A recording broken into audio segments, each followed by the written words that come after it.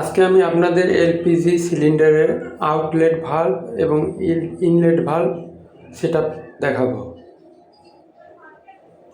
প্রথমে আমরা আউটলেট ভাল্বে থ্রেডটা পেঁচাই নিচ্ছি এবং পর্যাপ্ত পরিমাণে গাম লাগাই নিতে হবে।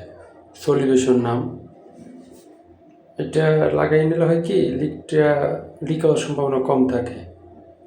ঠিক আছে। আর যাদের এলপিজি লাগবে আমাদের স্ক্রিনে দেখানো নম্বরে যোগাযোগ করবেন। এলপিজিতে সুবিধা হলো আপনার এলপিজির দাম কম, মাইলেজ বেশি পাবেন। মানে ওই তেলে যদি আপনার 54 যায়, এলপিজি তো 54 যাবে, কিন্তু পার্থক্য হচ্ছে যে দামটা কম। তেল যেমন 118 টাকা 22 টাকা, আর এলপিজি হচ্ছে যে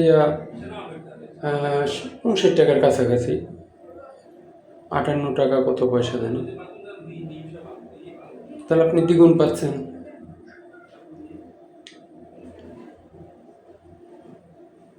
তারপর একটা সুবিধা হচ্ছে ট্যাঙ্কিতে জং ধরার কোনো সমস্যা নাই।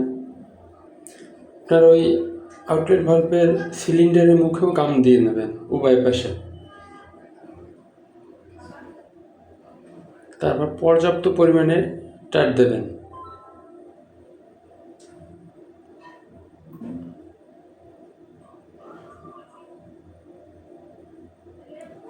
কারণ এখানে যদি লিক থাকে আপনার গ্যাস থাকবে না, মাইলেজ কম পাইবেন, কারণ গ্যাস আস্তে আস্তে বের হয়ে যাবে।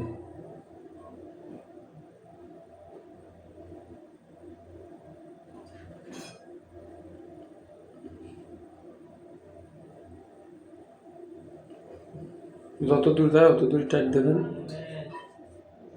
তারপর একবারে এই টাইটটা যেন 2 বার না দেওয়া লাগে, মানে প্রথমবারেই টাইটটা দিয়ে দেবেন। 2 বার দিলে পরবর্তীতে আর গাম কাজ করবে না।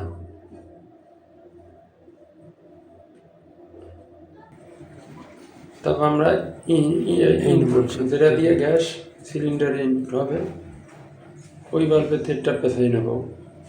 থ্রেডটা পেঁচাই গাম দেবো। গাম দেওয়ার পর একটা বক্স মানে কাভার থাকে, যেটা একটু দাম বেশি নেয়, ওইটার কাভার থাকে, ওই কাভারটা নাট দিয়ে লাগাই নেব। এটা তো লাগে না দিন, থ্রেডটা পেঁচানোর পর ওই কাভারটা লাগাই বাদ হয়ে গেছে, ওটা দিয়ে নাট দিয়ে লাগাই ভালো মতন টাইট দিয়ে দেবো। ওই দিন নাট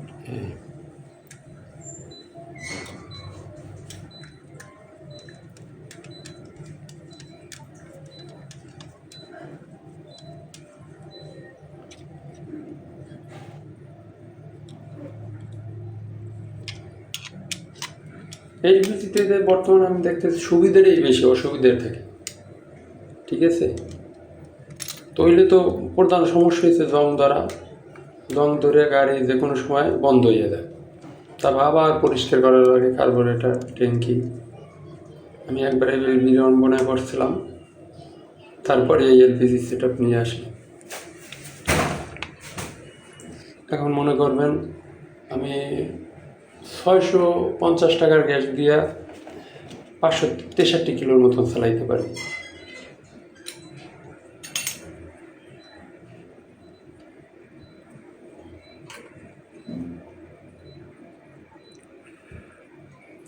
এই ট্যাঙ্কিতে একবারে আপনার 350 টাকার গ্যাস ধরে, কিন্তু 300 টাকার নেবেন, ওভার করার দরকার নেই।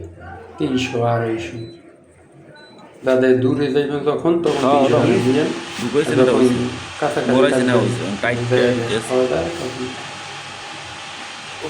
250 টাকা নেবেন। এবার পর্যাপ্ত টাইম দিয়ে দেবেন। ঠিক আছে। টাইম দিয়ে আমাদের সেটা হয়ে গেল। ঠিক আছে। ওকে, ভালো থাকবেন।